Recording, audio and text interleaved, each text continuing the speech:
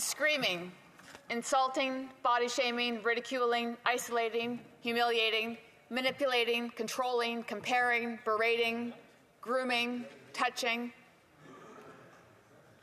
Those who know me recognize that I will be often the optimistic one in the room and focus on the good.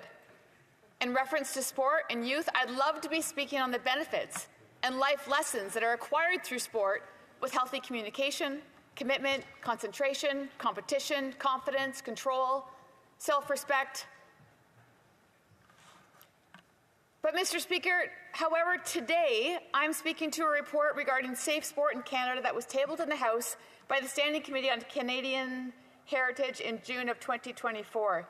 To provide some context, this report covers the study of abuse in organized sport in Canada, mostly hockey and soccer.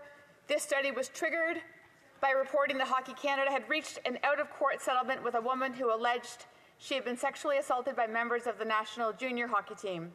This was later found to be a deeper issue within Hockey Canada, and the study was expanded in September of 2022 to include all organized sport on ice, fields, gym, and spring floors.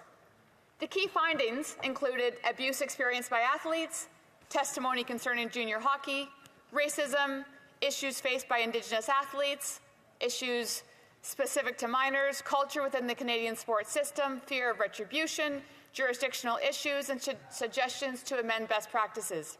Small rural communities like those in Hastings, Lennox, and Addington are home to thousands of athletes, from house league to high performance.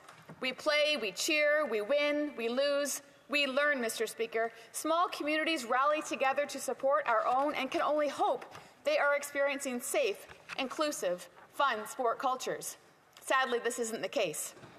On the report itself, the testimony was harrowing, but so essential in helping us as legislators try and address the systemic issues plaguing organized sports in Canada.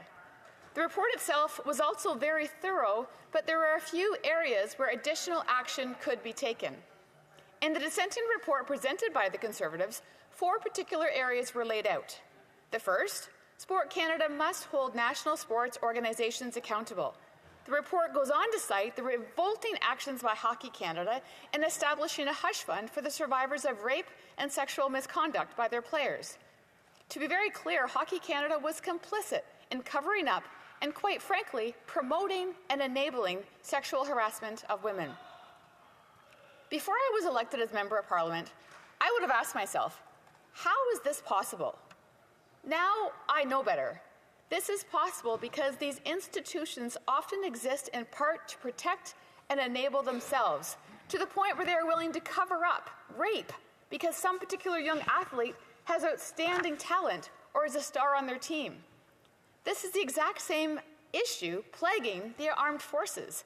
There needs to be buy-in from the government to bring the hammer down on these organizations when the issues are made so obvious. It should not have taken 10 months for Sport Canada to intervene, as it did in the Hockey Canada case. We should be teaching our children that respect, consideration, and justice are more valuable than a trophy.